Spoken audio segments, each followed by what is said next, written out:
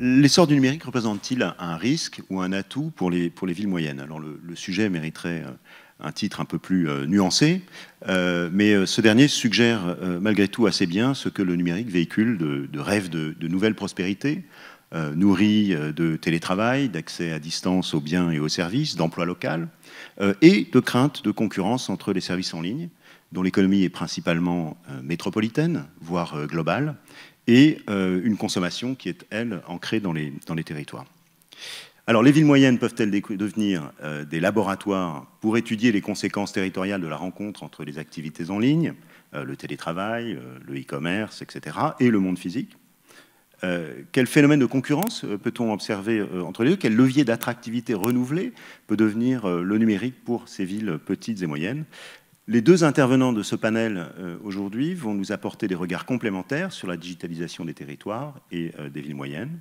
Alors d'abord dans le rôle de l'industriel du numérique, Ronan Bollet est président d'Amazon Logistique France. En ligne, nous rejoint Maxime Vincent est doctorant en sciences politiques à l'Université de Lausanne.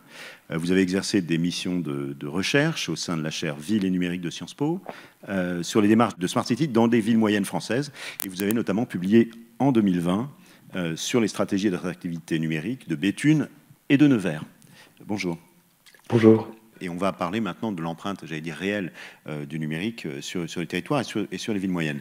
Pour parler d'Amazon, Amazon est en effectif la deuxième plus grande entreprise au monde, avec donc plus d'1 million d'employés, 1,2 million, je crois.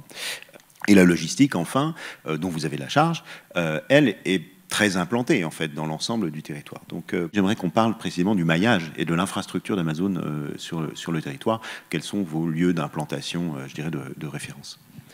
Nos sites de proximité sont ces fameux sites qui livrent à domicile, qui aujourd'hui, pour la grande majorité, ne font que de la livraison à domicile, mais qui demain pourront peut-être aussi collecter dans les zones de chalandise et livrer dans ces mêmes zones de chalandise. Donc là, on ne serait plus simplement un acteur du dernier kilomètre ou de la livraison à domicile, mais aussi un acteur du premier kilomètre, finalement, des entreprises qui voudraient vendre et faire rentrer leurs articles dans un certain réseau logistique. Nous pourrions être l'acteur qui collecte les articles et offrir un service supplémentaire aux TPE, PME. Donc ça, c'est un développement important. Ces sites de dernier kilomètre sont très jeunes, en fait. En vérité, nous avons démarré ces sites de proximité il y a 4 ans. Le premier site était dans la banlieue lilloise, et aujourd'hui, c'est on va dire 25 sites de proximité, plus une vingtaine avec des partenaires, donc 45 sites de proximité aujourd'hui. Voilà, si on fait une moyenne, c'est 1 pour 2 départements. Et on a vocation, puisque vraiment on a démarré simplement il y a 4 ans, à continuer à se développer et offrir ce service sur l'ensemble du territoire. J'en parlais avec Maxime Vincent donc, pendant la préparation de cet entretien. Il évoquait la façon dont bien, la perspective de l'installation de très grandes implantations d'entreprises du numérique pouvait susciter des concours de beauté ou encore des stratégies de coalition d'acteurs où il va falloir que chaque territoire au fond joue un peu des coudes pour se présenter, pour offrir le meilleur accueil, j'allais dire, à l'entreprise. Le meilleur accueil sûrement. Là, on vient d'ouvrir le site de Metz, qui est un fulfillment center, donc un site très grand. Je peux vous dire que j'ai lancé les discussions avec Metz en 2017 ou 2018, je crois. Je peux vous dire qu'ils avaient un cahier des charges. Et on a essayé de le respecter au plus possible. C'est-à-dire, je prends des exemples, nous demander de ne pas utiliser telle ou telle route pour faire arriver nos camions. Alors, vous parlez de nœuds routiers, mais il y a aussi parfois des restrictions, c'est-à-dire ne pas passer dans des zones commerciales parce que le samedi, ça met un peu le bazar si vous avez des camions qui passent dans cette zone. Donc la contourner, c'est des choses qu'on fait. Travailler avec Pôle emploi et des services d'insertion. Je pourrais en citer beaucoup, mais je pense que ça s'est un petit peu inversé aujourd'hui. Vous savez, il y a une nouvelle approche sur la non-artificialisation des sols notamment. Donc il n'y a pas tant que ça d'endroits maintenant où on peut investir une zone logistique. Et nous, on se veut très... Alors, ça peut faire sourire, mais on se veut très humble et très français dans notre approche. Donc, on va essayer de mettre en avant les spécificités de telle ou telle ville ou telle région et d'essayer de le transcrire le plus possible dans nos projets. Je pense que le paradigme a un petit peu pivoté et aujourd'hui, c'est plutôt de savoir s'adapter aux régions. De toute façon, c'est un travail ensemble. Et les élus savent faire valoir leurs diverses spécificités dans leur région, ça je peux vous dire. Maxime, vous avez étudié en particulier la façon dont certaines villes moyennes ont choisi de valoriser leur, disons, sensibilité, leur appétence au numérique pour générer un nouveau cycle d'attractivité des professionnels et des entreprises. La première question que je voudrais vous poser, c'est est-ce que vous pouvez revenir en particulier sur le cas de ces deux villes que vous avez étudiées, Nevers et Béthune, pour nous dire justement quels étaient leurs objectifs en se lançant dans la construction de stratégies Smart City et nous dire un mot également des outils qu'elles ont mis en place. Donc en 2020, j'ai réalisé une étude qui s'intéressait au développement du coup, de l'idée de la Smart City, mais également du développement du numérique dans les villes moyennes. Donc l'idée, c'était que généralement, quand on pense à numérique ou à Smart City, à ce genre de concept, on pense tout de suite aux métropoles plutôt, et c'est plutôt des concepts qui sont nés dans les métropoles. Or, on voit tout un tas de villes moyennes qui ont envie d'investir cette question-là et qui ont du coup besoin d'adapter aussi les politiques métropolitaines du numérique à l'échelle et aux besoins de leur ville. Je me souviens d'ailleurs dans une interview, j'avais un directeur général des services qui me disait que les techno Smart City, elles sont hors de prix. C'est 600 € le capteur hors taxe. Quand on doit en acheter 2000, on se pose la question. Donc, avec vraiment cette question qu'on ne pourra pas, avec les moyens des villes moyennes, remplir les villes de capteurs et faire des politiques de data aussi ambitieuses qu'on peut voir dans les métropoles. Et donc, partant un peu de ce constat, les deux villes que j'ai étudiées, donc Nevers et Béthune, qui se sont créées, en tout cas, une réputation assez forte sur ces questions de numérique et d'innovation et de Smart City.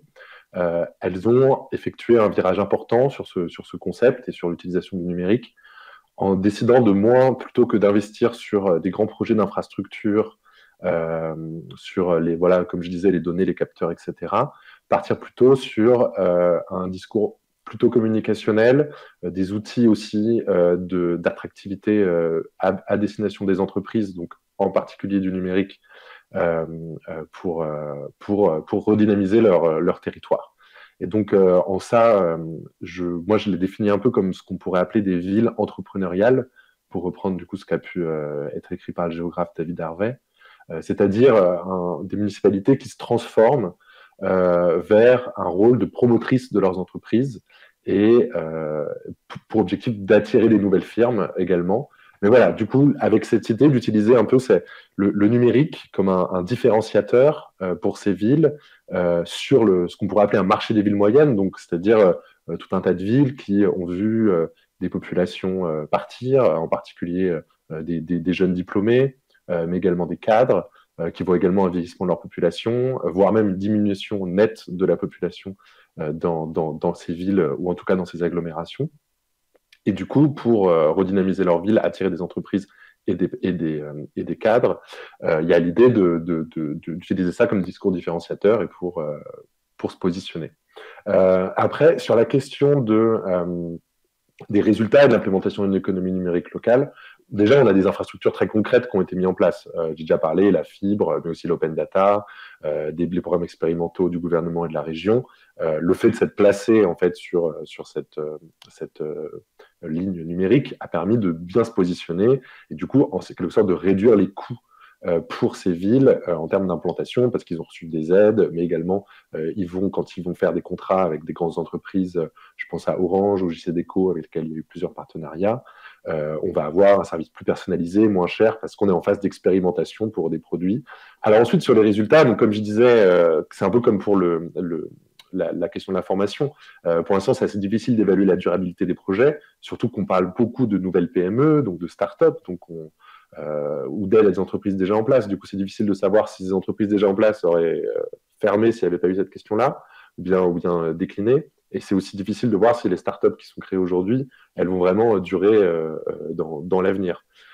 Il faudrait aussi qu'on puisse comparer avec d'autres villes n'ayant pas mis en place de stratégie, en fait, pour voir si on est face à juste un mouvement général où les villes moyennes sont de nouveau attractives, qu'elles investissent le numérique ou non. Vous avez parlé des Zoom Town, par exemple, ou bien d'un possible exode urbain qu'on verrait à la suite du Covid. Ces questions-là, elles ne sont pas forcément liées au numérique et elles pourraient attirer quand même des cadres et des nouvelles entreprises dans ces villes-là.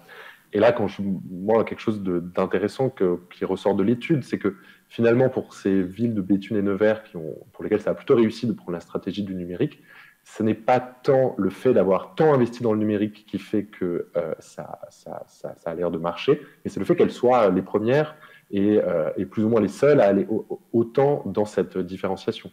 Un peu avec cette idée que si demain toutes les villes faisaient ce que font Béthune et Nevers, à ce moment-là, où serait l'avantage de ces villes? Donc, il y a vraiment une question de démarcation en fait sur ce marché de la ville moyenne qui est important à se poser, je pense, quand on est élu ou administrateur d'une collectivité et qu'on veut penser le futur de sa ville, et de se dire voilà, qu'est-ce qui est important pour nous. Je me souviens à Nevers, par exemple, pendant longtemps, ils avaient pâti du fait qu'à Bourges, il y avait le printemps de Bourges. Donc, c'était la ville à côté, un peu de la même taille, qui du coup leur faisait concurrence, on va dire, en termes de réputation et de marketing territorial. Eh bien, disons que le numérique était aussi une question de faire leur printemps de Bourges à eux, en faisant un salon de l'innovation des villes moyennes, en se présentant comme un territoire intelligent, etc. Et donc, il faut voir que cette possibilité d'attractivité économique et de développement économique, elle peut passer par plein de stratégie, on va dire.